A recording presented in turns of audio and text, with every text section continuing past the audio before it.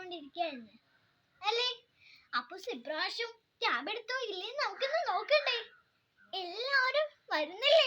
ബാക്കി കഥ കേൾക്കാം. ആ കൂട്ടുകാരി നിങ്ങൾക്ക് പറഞ്ഞുതരാം. ഓടിവാ, എല്ലാവരും ഓടിവാ.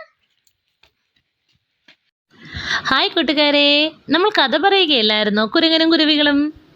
എവിടം വരെ ഞാൻ പറഞ്ഞെന്ന് കൂട്ടുകാർക്ക് ഓർമ്മയുണ്ടോ?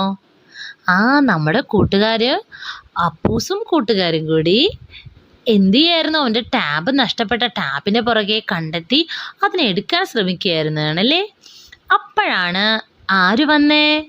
അപ്പൂസിൻ്റെ കൂട്ടുകാരൻ കിച്ചു യാദൃശ്യമായി അവിടെ എത്തപ്പെട്ടത്. ബാക്കി കഥ നമുക്കൊന്ന് കേട്ടു നോക്കിയാലോ? ഇവരെല്ലാവരും കൂടി എങ്ങനെയാണ് ടാബ് എടുക്കുന്നതെന്ന്. എല്ലാവരും റെഡിയല്ലേ? നമുക്ക് കേൾക്കാം. അപ്പൂസും കിച്ചുവും കുടുകുടുവും കുരുവികളും കൂടി ആ വീടിനകത്തേക്ക് കയറാൻ തയ്യാറായി.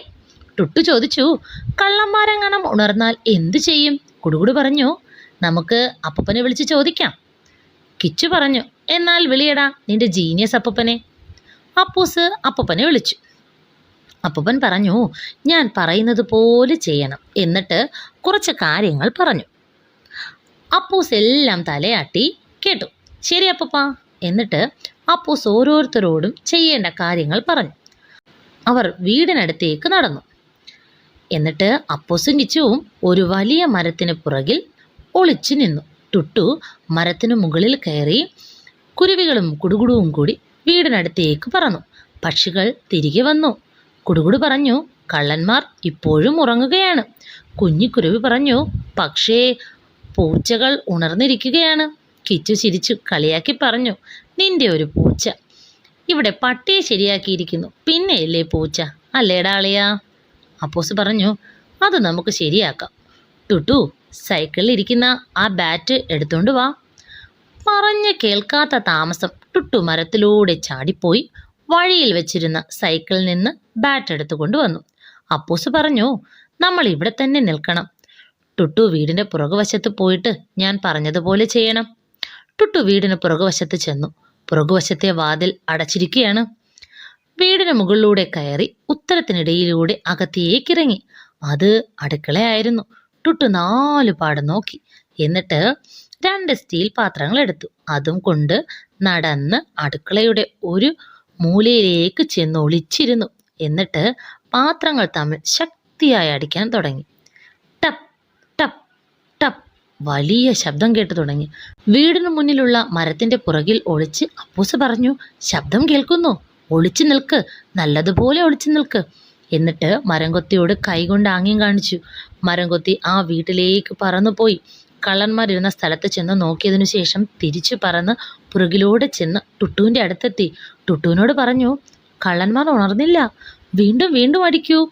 ടുട്ടു വീണ്ടും ശബ്ദമുണ്ടാക്കി. കള്ളന്മാർ മെല്ലെ ഉറക്കമുണർന്നു അങ്ങോട്ടും ഇങ്ങോട്ടും തിരിയുകയും പിരിയുകയും ചെയ്തു. ഒരു കള്ളൻ ചോദിച്ചു, എന്താ ഒരു വലിയ ശബ്ദം കേൾക്കുന്നത്? 2 കള്ളന്മാരും എഴുന്നേറ്റു. നടന്നു മുന്നിലെ വാതിൽ തുറന്നു വെളിയിലേക്ക് നോക്കി. അപ്പൂസും കിച്ചുവും മരത്തിൻ്റെ പിറകിൽ ഒളിച്ച് മരത്തോട് ചേർന്ന് നിന്നു. വീണ്ടും ശബ്ദം കേട്ടു. ഒരു കള്ളൻ പറഞ്ഞു, ഇത് അടുക്കളയിൽ നിന്നാണല്ലോ. ഒരു കാര്യം ചെയ്യ്, നീ പിറകിലൂടെ വാ, ഞാൻ അകത്തുകൂടി വരാം.